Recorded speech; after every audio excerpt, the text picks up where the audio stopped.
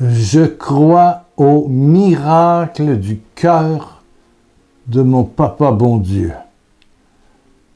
Je crois au miracle dans le sang de l'agneau, dans la résurrection, par la puissance du Saint-Esprit qui a fait que Jésus est sorti du tombeau vivant et qu'il est toujours vivant à la droite du Père pour toi, pour toi, pour toi, pour toi, pour toi.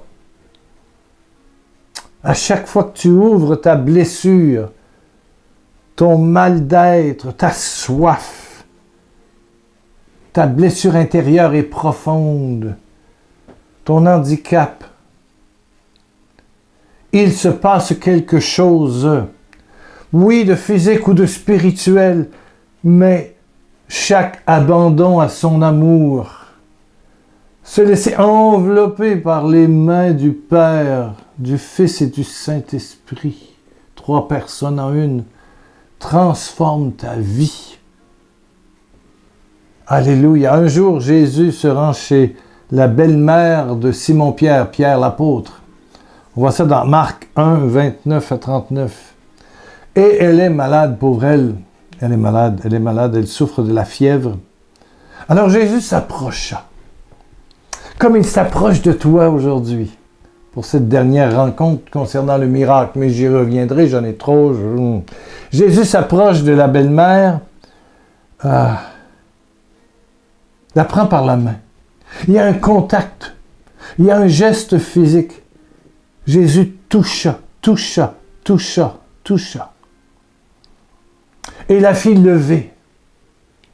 Et elle se lève resplendissante. Se lever, c'est synonyme du verbe résurrection, ressusciter, passer de la mort à la vie. Jésus a fait des gestes de résurrection. Il a dit des paroles de résurrection, des paroles qui redonnent vie à la personne. Il y a de petits miracles, mais qui sont de grands miracles. Redonner la dignité à quelqu'un par des paroles d'amour, c'est un miracle. Révéler la mission à quelqu'un qui porte un handicap et qui le conserve et qui retrouve sa dignité à travers un ministère d'amour, de compassion, d'accompagnement, de douceur.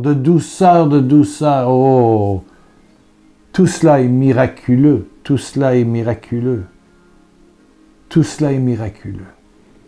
Ah! Nous sommes appelés à être des colombes qui annoncent l'alliance nouvelle de paix, d'amour, de gratuité du Père. Je vais parler à mes amis du Congo-Brazzaville.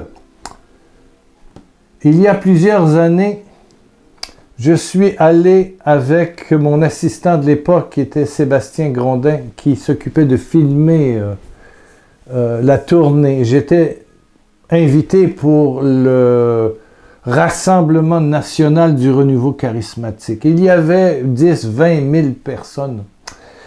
Il y avait à la place Charles de Gaulle, si ma mémoire est bonne, ça fait 10-15 ans, 2004, 2005, 2006 à peu près. Et puis le matin, Sébastien m'avait dit, nous sommes comme 2 colombes, vous savez les oiseaux blancs des colombes, qui venons apporter le message de paix et d'amour de Jésus-Christ. Il me dit ça au petit déjeuner. Il dit, j'ai vu ça ce matin en rêve, en songe, je ne sais pas quoi. Nous sommes comme 2 colombes.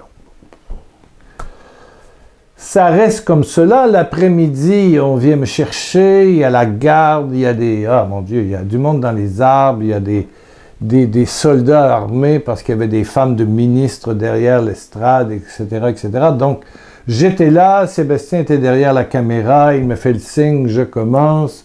C'était filmé et présenté dans mes émissions de télévision ici au Québec. Et à un moment, me rappelant ce qu'il avait dit le matin, je dis, vous savez, frères et sœurs, Batata Nabamwana, j'ai passé 5 ans à Brazzaville, donc je connais encore des mots de Tilari, absolument. Nous sommes comme 2 oiseaux, comme 2 colombes qui viennent vous annoncer le message tout-puissant de l'amour de Dieu, de l'amour de Jésus-Christ. Et c'était juste après la guerre. Il vous demande de vous réconcilier, de vous pardonner, de vous aimer. Et là, au premier rang, derrière Sébastien, je regardais la foule, tout le monde montrait le ciel. Et tout le monde regardait le ciel. Je dis, qu'est-ce qui se passe? Tout le monde regardait, Bon. Donc je me tourne et derrière moi, qu'est-ce que je vois dans un ciel bleu? Brazzaville, c'est l'équateur, c'est proche. On est à l'équateur en février. Qu'est-ce que je vois? Venir vers l'estrade, devant 20-25 000 personnes à la place Charles de Gaulle, à Bakongo. Je vois deux colombes passer au-dessus de l'estrade, où il y avait la chorale, moi au micro, et repartir vers le ciel et disparaître.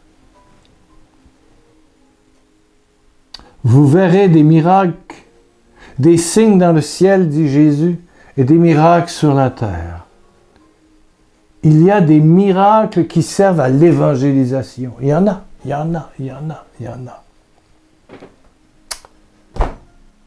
Je n'étais pas seul. Si vous habitez au Congo-Brazza, eh bien, et vous étiez là. Il y avait en premier, tout devant, le Père Aimé Porret de la paroisse Saint-Pierre. Ben oui! Quelle foule extraordinaire, magnifique. Alléluia, alléluia, alléluia. Le thème que j'avais, tous ensemble sur une même natte, chef et plus petit, et nous parlons. Je parlais de l'amour, je me suis vraiment centré sur l'amour, alléluia. Mais on a eu un signe comme ça. Si j'avais été seul à voir, non, ils ont tous vu. Et ça criait. Alléluia. Un autre voyage au Mexique, j'y allais une fois ou deux par année, je vous en ai parlé un peu. Je vais dans une petite capilla, c'est une petite église d'à peu près 700 places. Et il y avait 3 soirées du renouveau charismatique. Premier soir, on était 70. Deuxième soir, on était 200. Et puis, à la fin de la rencontre avec ma traductrice à l'époque, je parlais espagnol, mais c'est pas ma langue. J'ai besoin de quelqu'un qui me traduit. Et quand j'osais dire une phrase en espagnol, elle la traduisait en français ou l'ajustait. Donc c'était Angelita Gomez, voilà ma traductrice, une femme extraordinaire. Wow. Qui avait le charisme d'exorcisme. Elle, c'était vrai. Quand elle disait au démon, dégage, hein, caillette, tais-toi, dégage, allez. Il y en a qui ont des charismes. Angelita. Je lui ai parlé il y a quelques années, elle a 103 ans. Oui, je ne sais pas si elle est décédée, je ne sais pas. Alléluia. Donc, j'ai pris pour les malades et il y avait le second soir des malades en chaise roulante, il y avait des gens qui étaient sur des grabats. Le premier soir, c'était le groupe charismatique, le deuxième soir, c'est ajouté des malades. Donc, j'ai prié sur les malades, j'ai imposé les mains aux malades, j'ai fait des onctions d'huile sainte avec de l'eau bénite, exorcisée. Bon, je prie sur les malades. Bon, voilà. Il y a eu beaucoup de repos dans l'esprit, et puis ça a été une soirée qui a duré longtemps parce que tout le monde voulait que je les touche. Bon, alors, à 200, ça fait 3-4 ensemble, toc, toc, toc, toc. Ça devient spécial. Sauf que le troisième soir, j'arrive en voiture, quelqu'un vient me chercher, et à 1 kilomètre de la chapelle, de l'église, la petite église, bon, on est bloqué par un bouchon de circulation terrible. Un soir de semaine, à 19h, 19h30, on n'avait pas eu ça le mardi ni le mercredi, mais le jeudi, c'est quoi l'histoire là? Où on est là? Donc finalement, on a été obligé de se rendre à la capilla, à l'église, en banlieue d'Acapulco, dans la montagne, proche de la prison, Zapata, qui veut dire la base. Zapato, Zapata, en tout cas. Et puis, mais vraiment, mais toute la foule, les voitures, la foule était devant l'église. Mais une foule d'une densité inimaginable. Waouh! Et pour entrer, bon, on n'a pas pu entrer, personne, et tout le monde poussait pour rentrer dans une église qui contenait peut-être 600, 700 personnes. Mais, donc nous sommes passés par en arrière parce qu'il y avait une seule porte en arrière, derrière, qui avait peut-être 2 grandes portes, peut-être, ça faisait quoi? 3 mètres maximum. 5 pieds, une grande porte. Mais il n'y avait pas de porte de côté. C'était une porte derrière et puis l'église. Le maître-autel, une porte pour aller à la sacristie. La sacristie donnait sur un passage qui donnait d'un côté sur le garage où la voiture du curé était mise, remisée, et sa maison au fond. Voilà, son presbytère. Donc, j'ai passé par le presbytère, je suis allé donc dans l'église. Wow! Je dis, qu'est-ce qui se passe? Qu'est-ce qui se passe? Une foule. Et qu'est-ce qui s'est passé? Eh bien, on l'a su. Le mercredi soir, une dame avec une scoliose de la colonne, imaginez que c'est une colonne vertébrale, oui, style comme ça, là, tu voyez? Je ne sais pas si on voit avec mon truc noir, là, mais tu vois, c'est pas, une colonne vertébrale, c'est droit, mais elle, c'était ça. C'était clink. C'était... Donc, le témoignage s'est fait le mercredi soir, pendant la nuit, il a crié toute la nuit. Toute la nuit. Donc, le mari a appelé l'ambulance parce que c'était un cas d'urgence, elle était souffrante, il était certain que su esposa, ça va mourir, elle va mourir. Et quand elle est arrivée à l'hôpital central d'Acapulco, enfin de ce coin, de ce secteur, la colonne vertébrale s'était totalement redressée.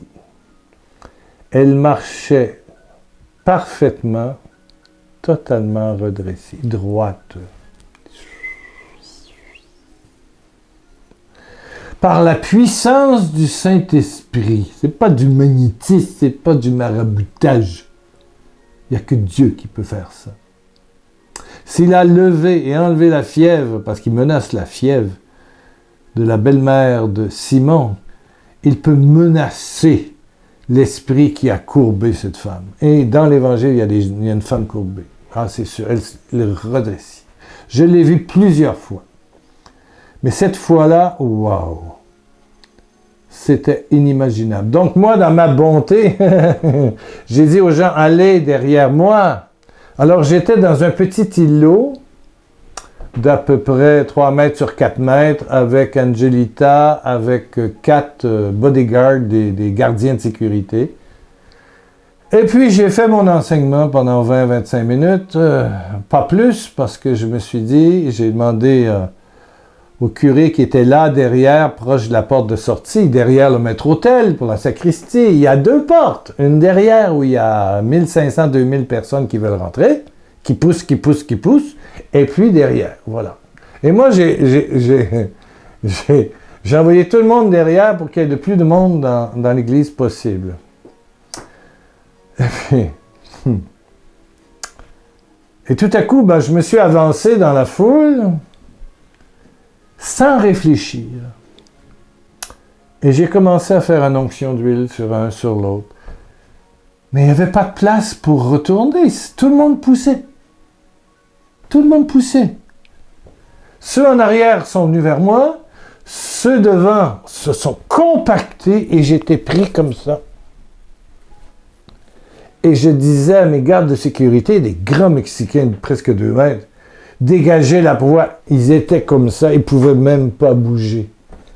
On était pris à vraiment là. J'ai eu peur de mourir étouffé.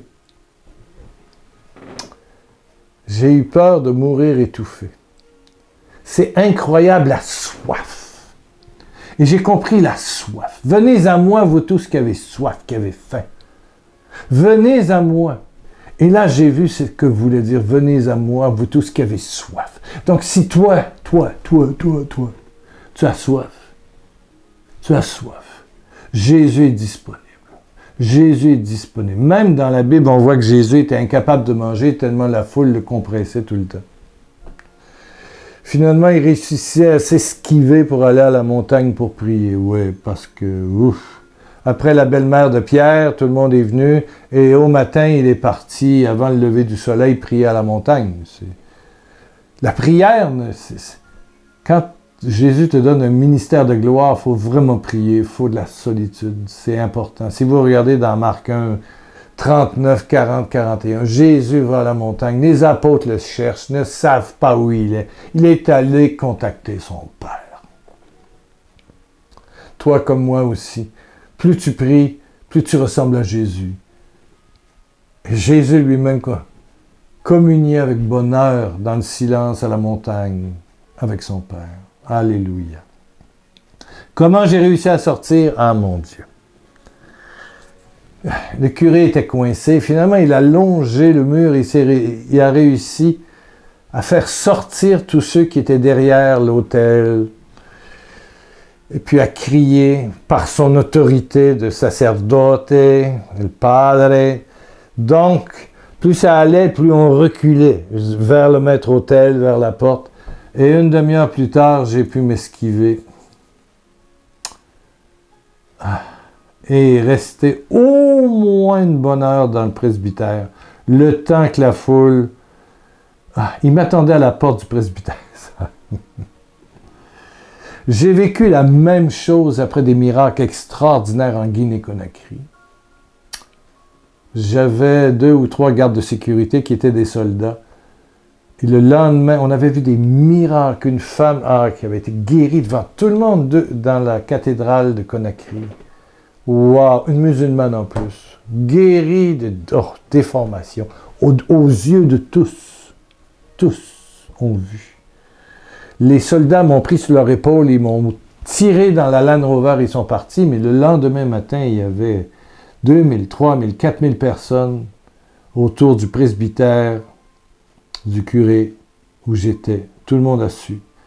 Et finalement, ils ont fait un cercle de soldats armés autour du presbytère. Et nous, on regardait à peine à travers des rideaux pour ne pas montrer qu'on était là. Oh! Mais ce sont des aventures extraordinaires.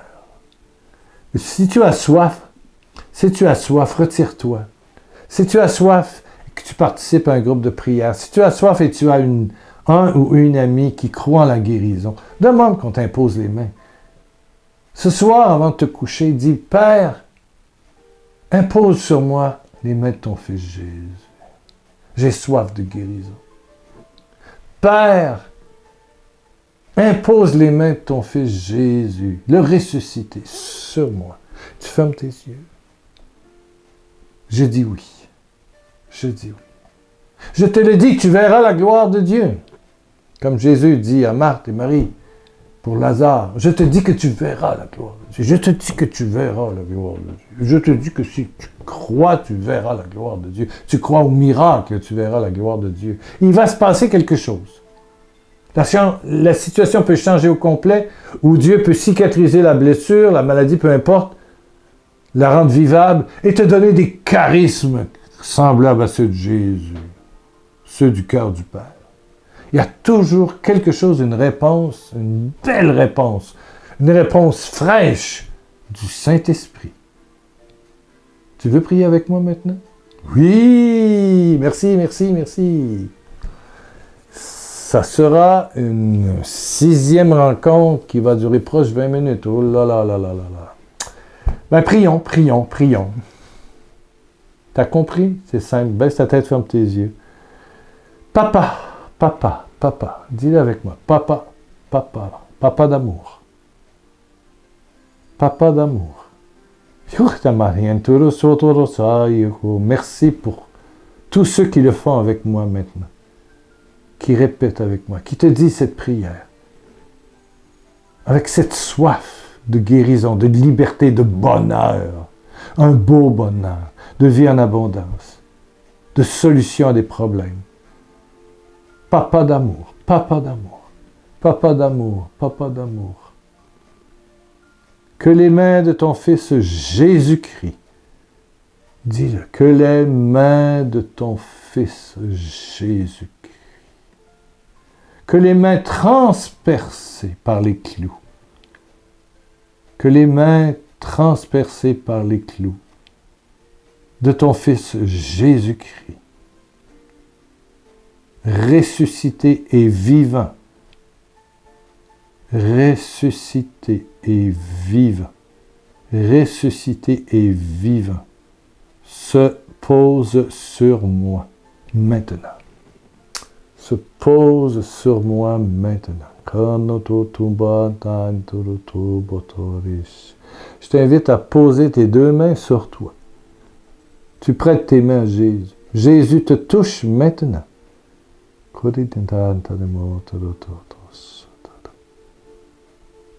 Les mains de Jésus me touchent maintenant.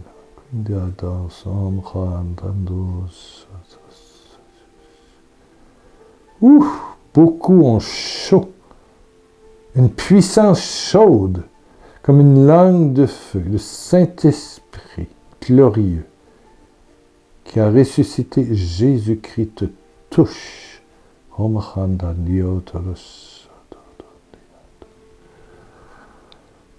merci, Père. Merci pour cette série du miracle et pour les milliers de miracles que tu vas accomplir en 2021 aujourd'hui, en 2025 aussi, en 2030 aussi, parce que ces vidéos vont rester là. Merci. Je serai mort, mais du ciel, j'intercéderai pour vous. À un moment donné, ça va arriver, là. Alléluia. Merci, Père. Merci, Père. De glorifier le nom de Jésus-Christ maintenant. Ouf!